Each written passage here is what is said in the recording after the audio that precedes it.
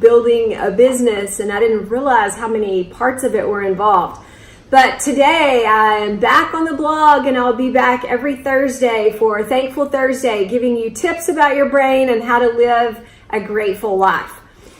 Today, my blog post is entitled Setting Down the Suitcase. And I'm here with my Rolly suitcase, and I'm here with my stack of antique suitcases.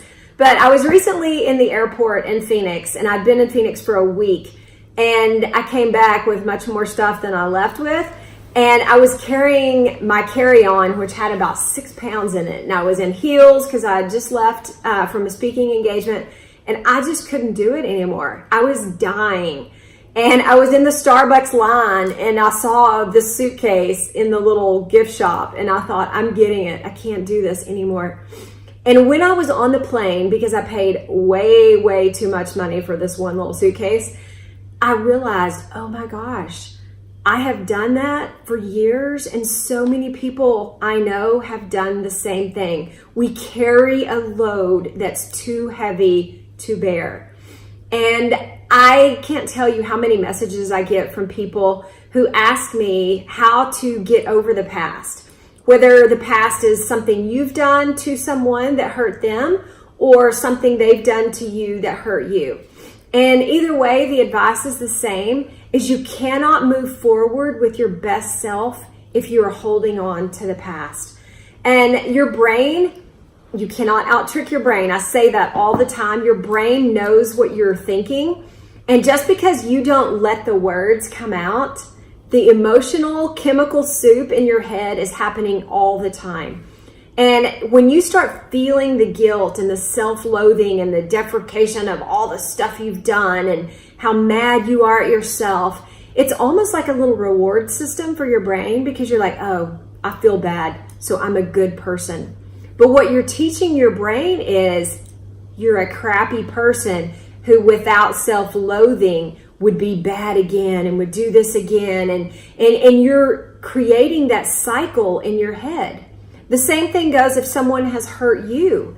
And when you see that person or you hear a song on the radio that reminds you of that person, all of those negative thoughts go on in your head, and how cruel they were to you and what they did to you and how dare they leave you and all that. And then when you have to go take your kids on the weekend and you see them again, and you almost get a prideful sense of accomplishment because they're bad and you're not. And our brain looks for ways to make polar opposites, and you are good and they're bad.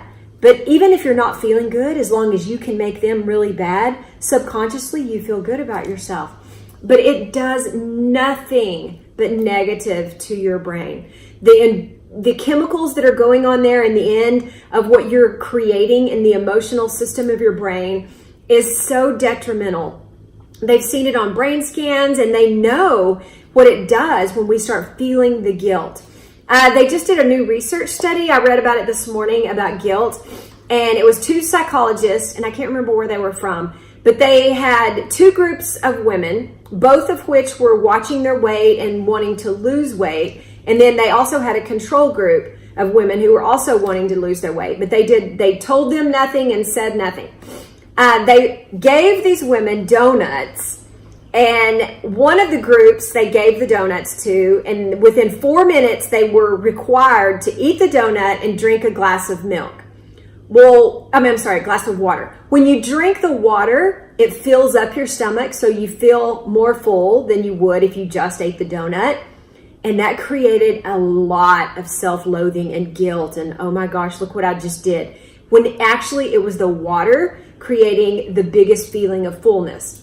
The other group of women, they gave the donuts to. They weren't required to drink. They told them to enjoy the donut. And they gave them a pep talk about losing weight and told them not to feel guilty, that everybody indulges in food every once in a while, whether it be for, a birthday or whatever. Then when they left the room, they left bowls of candy in each of their rooms. But what was crazy is the women who felt guilty and who drank the water and felt full and had all this chemical going on in their brain, do you know they ate 3 times the amount of candy as the people who were told to enjoy the donut and to feel good about celebrating every once in a while with food. It was fascinating to the researchers because they thought it would be exactly the opposite. They thought the women that were already full and already felt bad about themselves wouldn't eat anymore. But what they found is that when your brain starts feeling bad in the emotional limbic system of your brain, it's almost like a self-rewarding thing because you feel good about feeling bad, because you think if you feel bad, you won't do it again. Not realizing you're creating chemicals and pathways and connections in your brain to feel bad about yourself all the time. And what happened was because they already felt bad about themselves, they thought, screw it, I've already screwed up, I might as well eat the candy. Were the women who were not feeling guilty and were told that it's okay every once in a while to indulge yourself with some food treat for a party or a birthday or whatever, to enjoy their donut, they gave them a pep talk, they hardly ate any of the candy. So my goal for you today, because our brain, it doesn't come with rolly wheels and twisty turnies and handles that go up and down. It carries the load of every single heavy burden for you, and they're too heavy to bear. And one of my favorite verses in the Bible says to let go of those things which are behind and reach forward to that which lies ahead. And I can promise you, if you've got two hands holding on to your past, you don't have a hand left to grab your future. And I cannot tell you how important it is. And I know once when I was in the middle of some horrible, horrible guilt, I had one of my students tell me, Miss Stanford, you look so sad. And I thought, how do you know what I feel inside there? And we think because we're covering it up or because we're not saying any words that no one sees.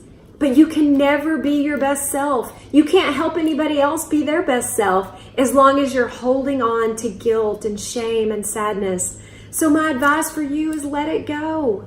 Let it go. If somebody's hurt you, holding on to it and being mad at them every single time you see them, how does that do any good for you? It doesn't. It creates bad juju in your head. And your kids know. They know what you're thinking.